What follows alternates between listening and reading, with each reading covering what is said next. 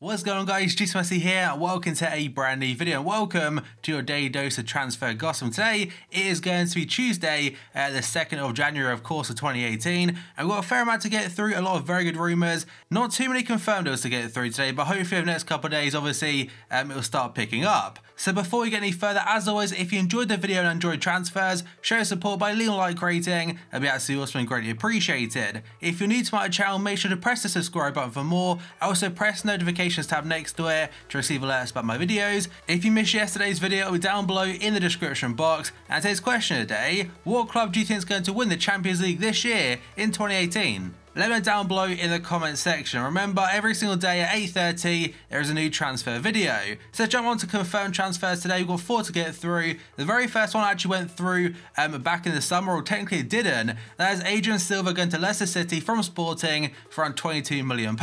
So Leicester actually bought him back on September the 1st, but he wasn't allowed to play for him until yesterday, basically, because there were 14 seconds, just 14, past the deadline to register him for the Premier League. And like I said before, he made his debut yesterday for Leicester City. In regards to FIFA Ultimate Team, his sporting card right now, I believe it's still very expensive. At one point it reached 130,000 coins. I'm not sure if it's actually still in packs or not, but either way, it was very, very expensive on the market and now becomes a high-rated Prem player, potentially for SBCs. And I could be wrong here, but I think they gave him the number 14 shirt as well, which is kind of ironic, given that's how many seconds is over the deadline. Next up, we go on to a guy called Marcondes. I've definitely said that one wrong, but he's a Danish player going to Brentford. It was a pre-contract agreement back from July, and now he's officially a Brentford player from Nordsjælland, I think on a free transfer. The Spaniard next to him is going to a guy called Jairo, or Jairo Semperio, I think his name is. He had joined UD Las Palmas in Spain for a fee. Some places say it's a free transfer, others saying it's around £315,000, but he has joined them from the Bundesliga side, Mainz. And the final one today is going to be a Japanese player called Ideguchi, and it does have a Leeds United badge there, but I think right now it's not 100% confirmed, because basically he currently plays for a team called Gamba Osaka, and the rumoured fee to Leeds is around £506,000, but there are a few final details to be agreed about here, and it is still very, very likely to happen, so it could happen today. The site I use for confirmed transfers does have it down as a done deal already, but again, it's not fully done just yet, and apparently after it is completed, he may be loaned out or loaned back to Gamba Osaka. But let's jump over to potential deals then. And first up, we've got an Arsenal player being Theo Walcott. And according to Daily Mail today, Southampton are pushing to sign Theo Walcott on an initial loan deal from Arsenal. And of course, this season, not really been played too much of what I'm aware of, so probably looking for a move elsewhere to get game time. I'm not sure if he'll be pushing the England team or not, because let's face it, we have got quite a lot of good players that can play in his position.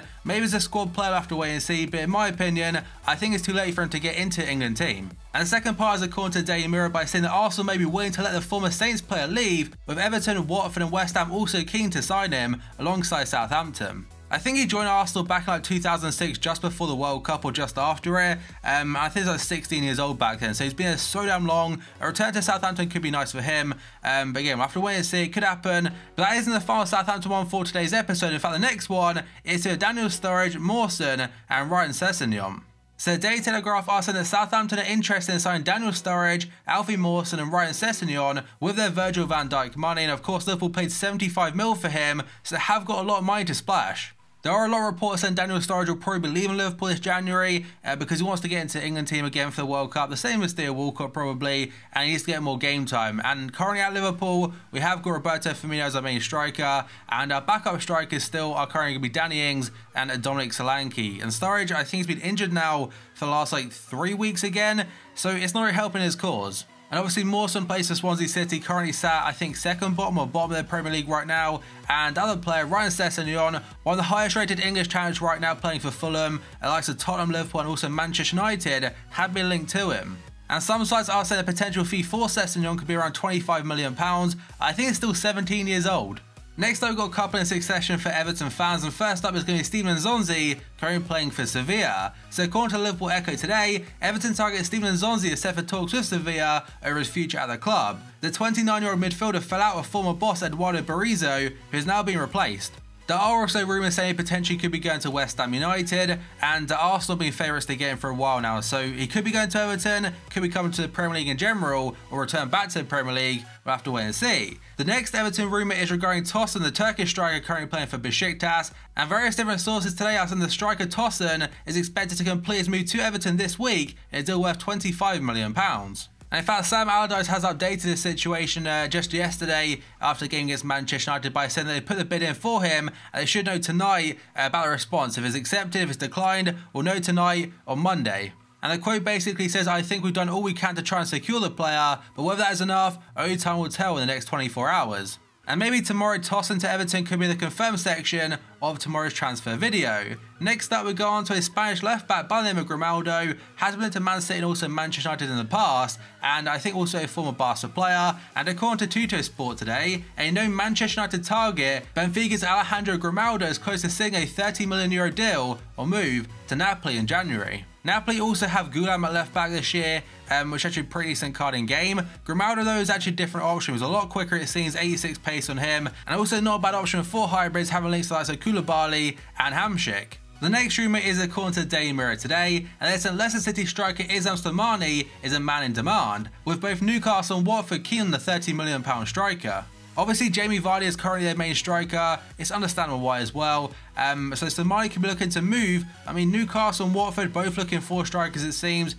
Newcastle in particular, they're not really scoring too many goals this season. And Watford start off very well. Though the last couple of weeks, the last month or so, I'm pretty sure they have dropped off. And Leicester did pay £30 million for him, so obviously they'll look to recoup a lot of that. I'm not sure if they get the full $30 million out of him, but we'll have to wait and see. Next up, we go on to Bakambu, a very good striker in real life, and according to Market today, various English teams, including Tottenham, have monitored Bakambu closely this season. There has been strong interest from China too, and he has a €50 million buyout clause at Villarreal. They haven't received any offers for the DR Congo international just yet, who has scored 14 goals this season, but several clubs have inquired about him, so he's definitely a transfer target for a lot of clubs. Now, Tottenham tend to play one striker up front, obviously being Harry Kane, and the last striker they bought in last time was Vincent Janssen, who, to be honest, didn't really work out for him whatsoever. So Bakambu, will he get much game time? If they bought him for a big fee like 50 mil, I imagine they definitely would, like change formation or something. But he might be looking to be a starting striker wherever he goes, like a guaranteed starter and the star striker.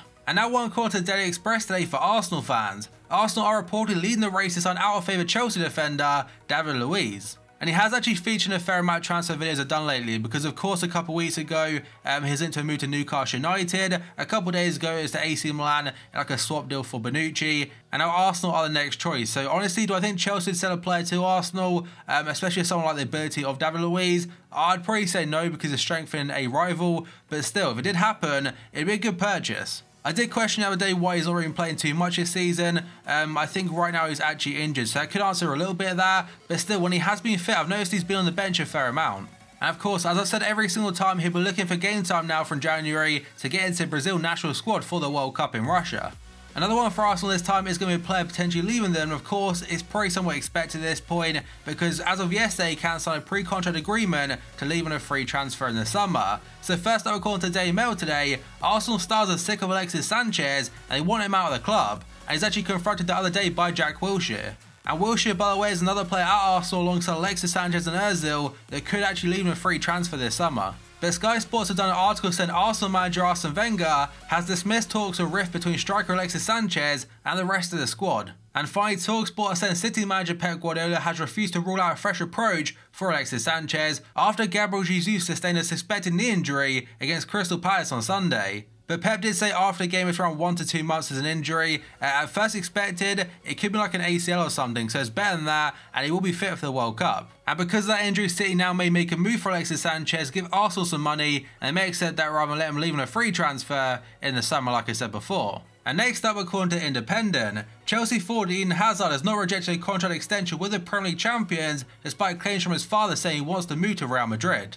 And to be fair, Hazard has been able to move to Real Madrid for a fair amount of time now, and potentially might time with the next rumour, this time regarding Cristiano Ronaldo, and obviously it pretty much happens every single window, but he's linked to Manchester United yet again. So Daily Mirror are saying that Manchester United are eyeing a Cristiano Ronaldo homecoming after he had a bust out of Real Madrid's officials. And again, it ties into the next bit, this time according to Daily Record, saying that CR7, or Ronaldo, has asked that Real Madrid set the selling price for a potential transfer at a realistic total of €100 million, I think like £90 million or something, and that's because he's ready for a move away from the club. And we have seen a Ronaldo rumour every single transfer window last like 3 or 4 years now, saying he wants to go back to Manchester United, he may go to China, he may go to Man City, and Chelsea also in the mix as well. So do I think he'll leave Real Madrid anytime soon? I honestly very much doubt it. Yes, Real Madrid might be struggling a bit this season in the league itself. Obviously, Champions League is still doing absolutely fine, although they did finish second in their group behind Tottenham. But Ronaldo definitely has a few more years left in him at a top level kind of thing. And Real Madrid, there's not really too many better places to show that. So that, guys, is going to be the end of this video. So as always, if you enjoyed it and enjoyed transfers, show support by leaving a like rating. That'd be absolutely awesome. If you're new to my channel, make sure to press the subscribe button for more and press the notifications tab next to it to receive alerts every single time I upload a video. If you missed yesterday's video, down below in the description box. And today's question of the day: what team do you think is going to win the Champions League in 2018? And remember, every single day at 8:30 there'll be a new transfer video going live on my channel. So thank you for watching this video, and I'll see you next time.